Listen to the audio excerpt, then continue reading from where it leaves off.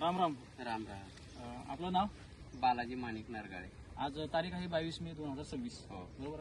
आज आपल्या उसावर आलेलो आहोत. हा. तर या उसाला या वर्षी पहिला वर्ष आहे ग्रीन प्लॅनेटचे हो.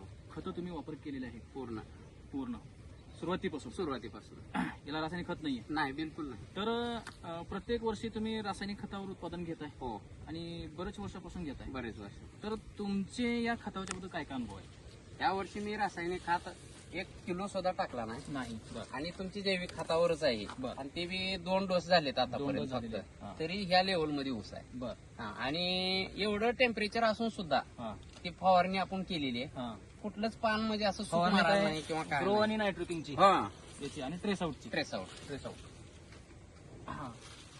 त्याच्यामुळे रिझल्ट 1 नंबर. आणि आता सध्या ह्या वर्षी फर्स्ट टाइम हा. आहे की ह्या दिवसापर्यंत कांड्या आखूड पडत होत्या आकृती आणि मग पावसाळा चालू झाला की लांब कांड्या लांब पडायच्या. पडायच्या. पण आता तसं नाही. आता सुरुवातीपासूनच लांब कांड्या आहेत. बुडापासूनच लांब कांडे येते. हो.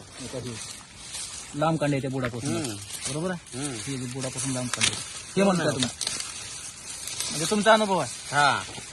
बुडापासून म्हणजे बुडात लहान पडते ते आता लांब पडलेले आता सेम टू सेम लांब सडक कांड्या येतात सध्या सुद्धा. पेऱ्यात काय अनुभव आहे तुमच्या? पेऱ्यात जाड आहे. पेऱ्यात हा, जाड आहे. जाडपणा आहे. बरं. आता सध्या पण एवढं आवर्षण होतं. हा, लय तरी कडक पण आवडत होतं यावर्षी. ऊसाची काळी भोर राहिली. हा. आणि पानामध्ये काय आहे तुमचा अनुभव? पानं रुंद आहे ती. पाणी रुंद आहे. हा, पाणी रुंद आहे ती. पांढरे शेपट शिर आहे त्या. हा. हा. बरं. इतके दिवस वर्षापर्यंत तुम्ही रासायनिक खतं वापरली. हा. तर या खतामध्ये त्या खतामध्ये खर्चाचं काय वाटतं तुम्हाला? खर्च ह्याचा कमी आहे की. कमी आहे. कमी खर्च असून उत्पन्न नंबर 1 मध्ये आले. नंबर 1 मध्ये आहे. हो, बरं, ठीक आहे. तर हे खतं वापरून तुम्ही समाधानी आहात? एकदम समाधानी आहे. कधीच आता ह्याच्यानंतर दुसरे खत वापरणार नाही. सोयाबीनला सुद्धा तुमचेच खत घेणार आता ह्याच्यानंतर. चालतंय. ठीक आहे. धन्यवाद.